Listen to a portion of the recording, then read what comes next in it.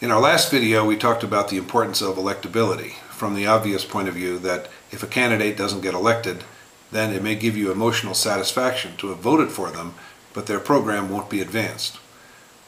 Beyond electability, however, we need to talk about the margin of victory, traditionally known as a mandate.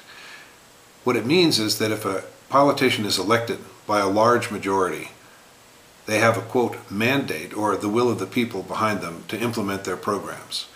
For instance, we take the example of President Franklin Roosevelt, elected in 1932 by an unusually large margin of victory for a contested election. He won with 57.4% of the vote. That was enough for him to have the support in Congress to pass Social Security, at the time a landmark and new paradigm shift piece of legislation. In 1964, Lyndon Johnson won with 61% of the vote, and a year later the Congress was able to pass Medicare, another paradigm-shifting, bold piece of legislation. In the last 20 to 25 years, we've had either a Bush or a Clinton in the White House. During these 20 to 25 years, there has been intense polarization, often bitter, in our politics, and really no dramatic new pieces of legislation passed. The reason being that, for instance, if we start with Bill Clinton, he won in 1992 with only 43% of the vote, because Ross Perot had 19% of the vote, which he took from President Bush, by all accounts, and so really the Clinton presidency to begin with was accidental, without widespread support, and all of the programs that he talked about were never passed.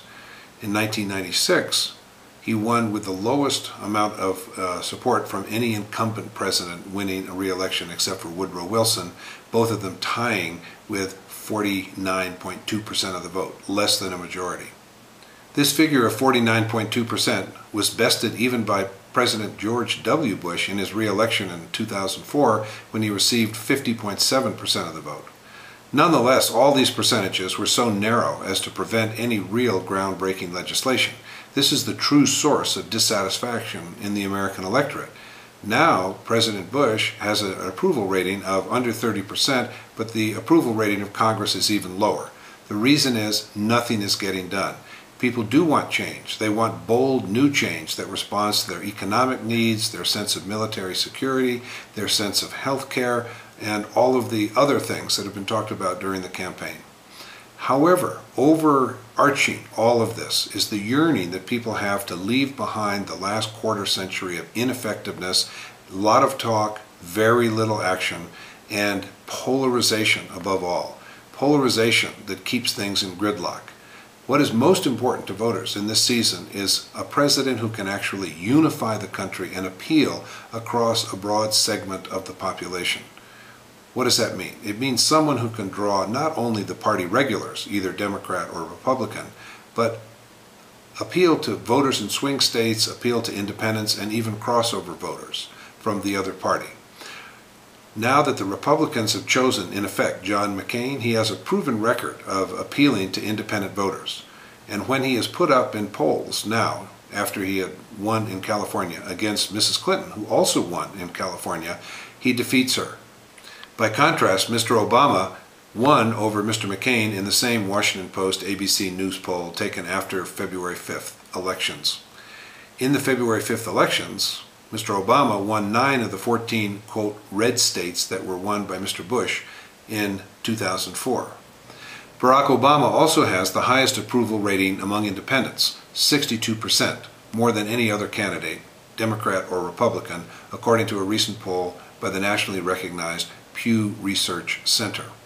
The result is that Barack Obama is actually capable, and has shown it, of delivering on his great campaign promise that we are not a nation of red states and blue states, we are the United States of America. This is something that George Washington knew, this is something that Abraham Lincoln knew. In both of those situations, where the country was in great crisis, not dissimilar to where it finds itself today at the beginning of the 21st century with this endless war on terror and the economy about to go into recession and a bitterly divided electorate for the last 25 years. Both Washington and Lincoln knew that unity was the first and foremost priority. Without that, nothing else could be done. And this is why Barack Obama continues to strike such a chord among the electorate everywhere he goes, because we all have sensed the possibility that now is a time when we can finally all feel good about ourselves again, even great, about ourselves personally, about our country, and about what we can do in the world.